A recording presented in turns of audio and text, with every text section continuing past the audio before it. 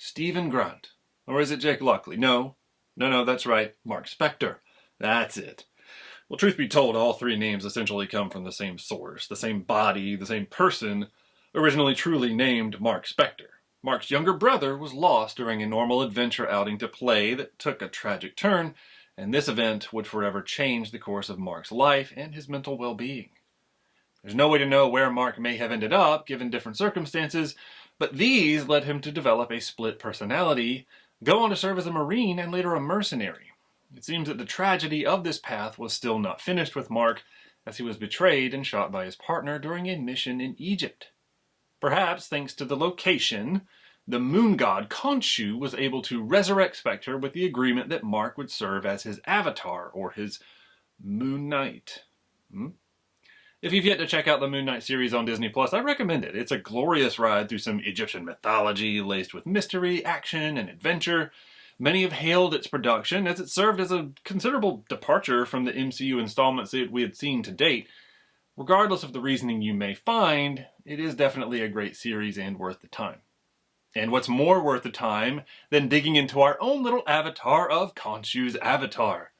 Hey everyone, my name is Jonathan, aka JK of JK Collects, and remember, I'll be posting new videos at least twice a week, if not more. If that sounds of interest to you, please click that like button and subscribe so you don't miss any episodes. In this episode, we are taking a closer look at the Hasbro Marvel Legends 6-inch scale MCU Moon Knight.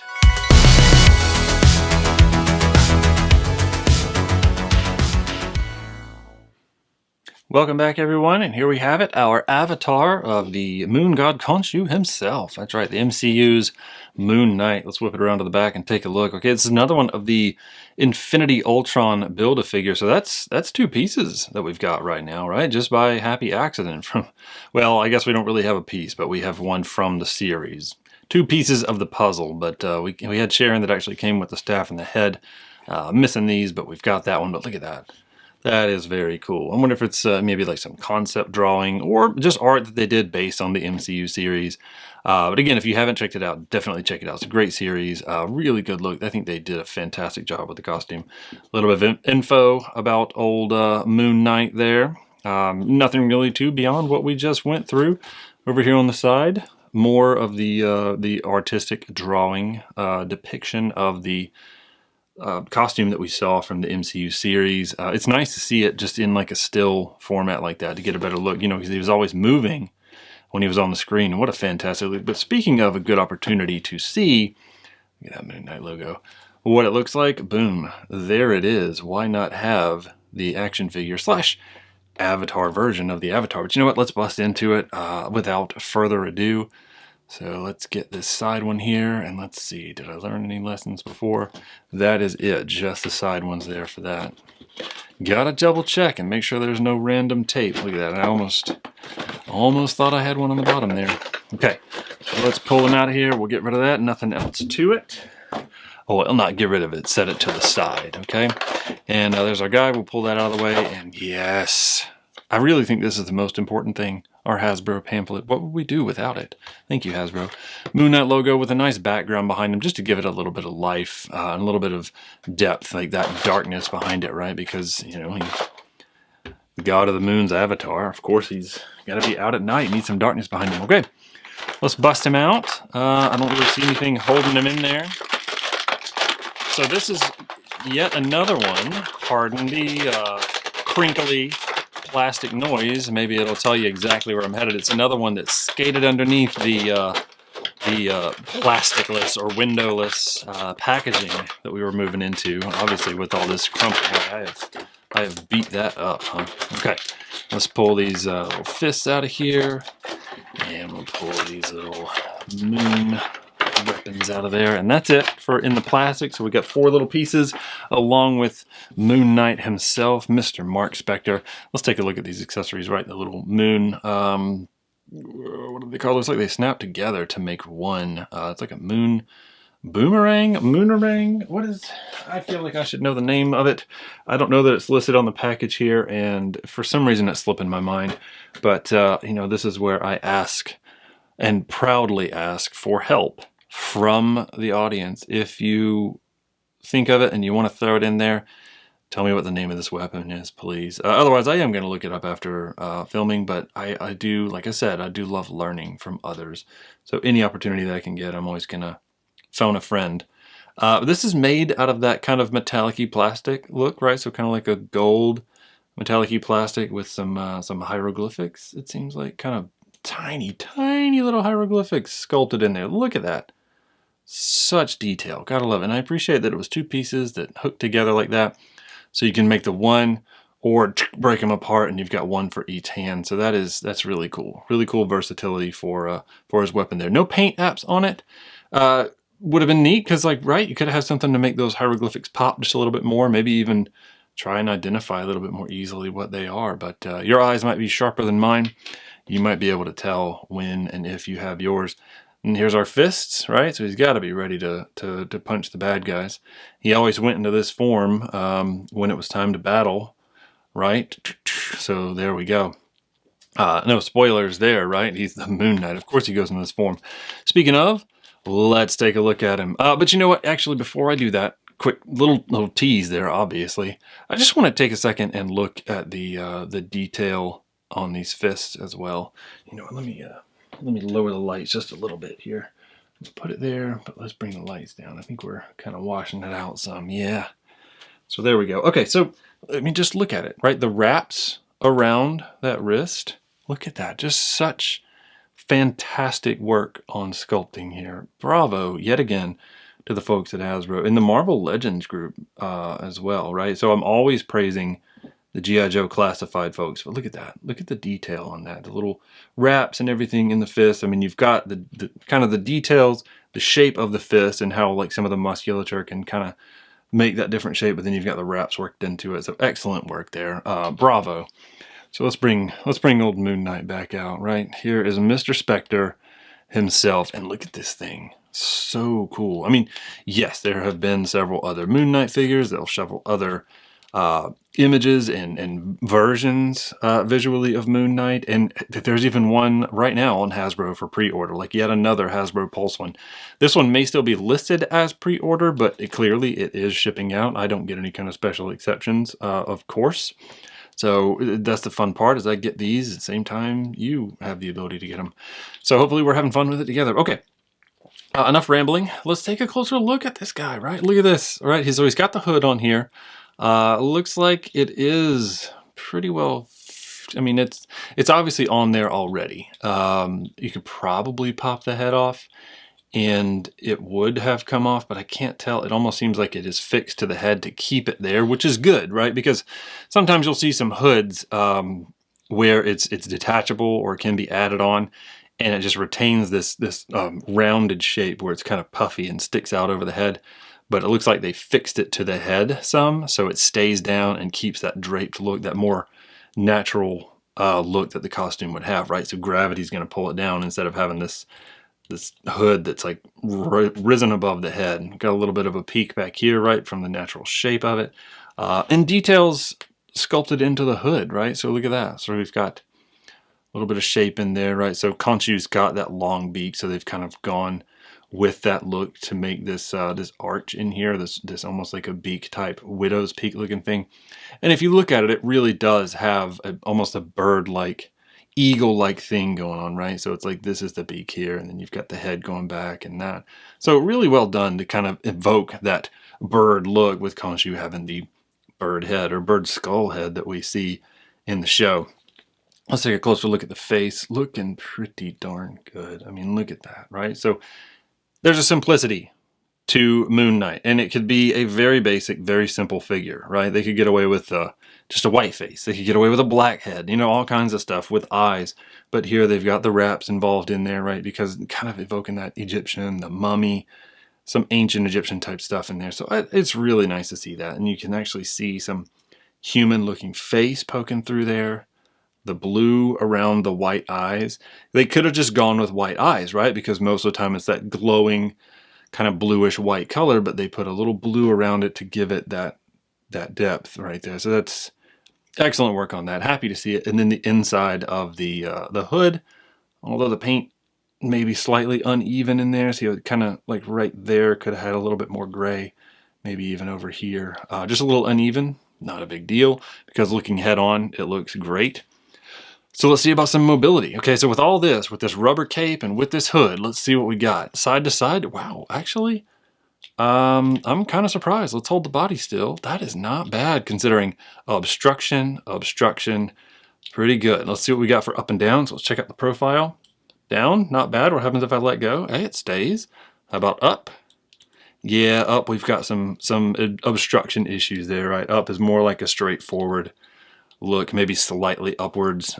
Standing with good posture is what we'll call it. But yeah, back here, this is definitely getting in the way. The hood is bumping this part of the cape there. So upwards looking definitely takes a pull, and as soon as you let go, it pops right back to straightforward.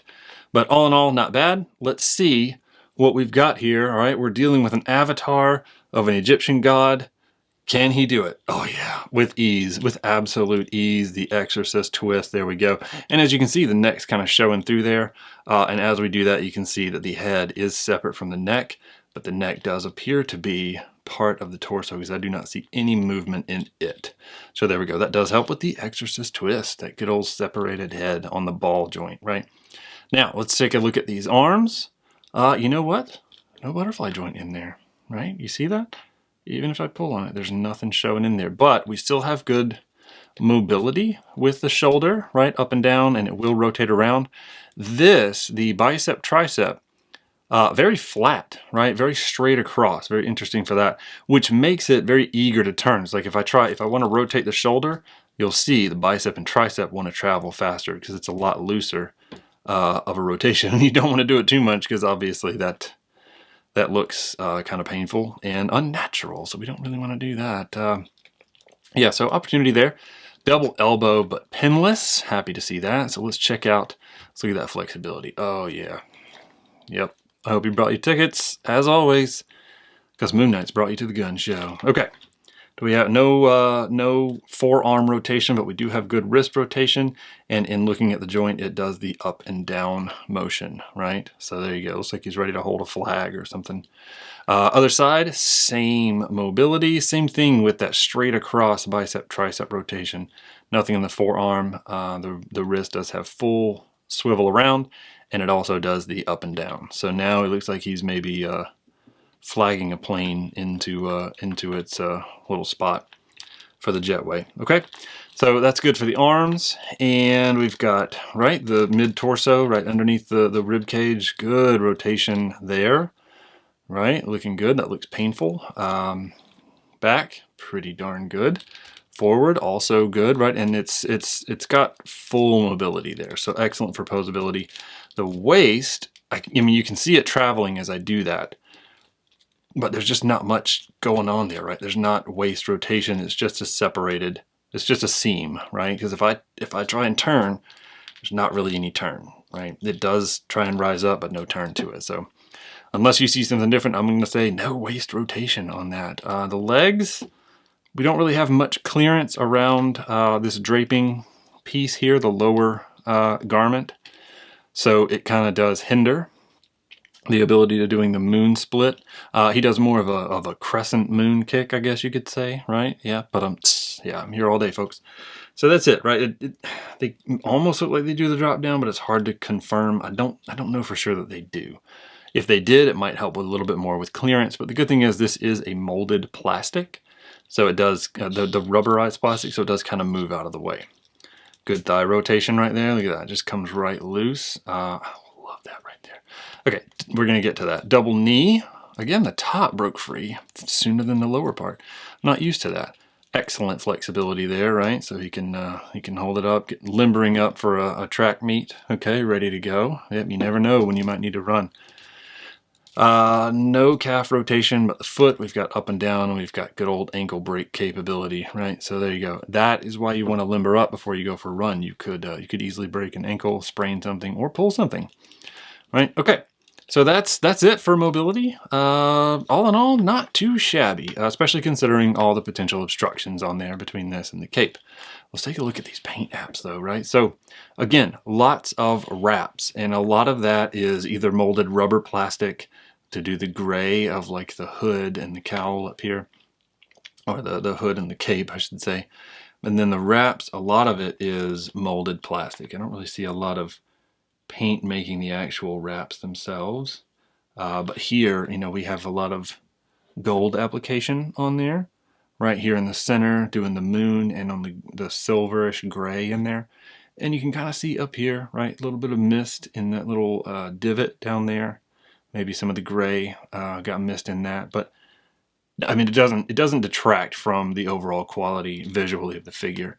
The gold, I appreciate, you know, they had it where it was partial, like it travels up some of the way. So you can't really tell if there was a mistake unless it was blatantly on one of the wraps.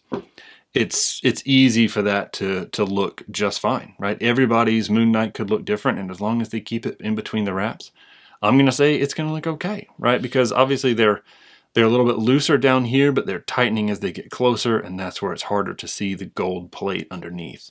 All right, so gold belt, not terrible, I won't say. I don't know if it's intended to be a little sloppy, but it kind of looks like it is. I mean, look at this.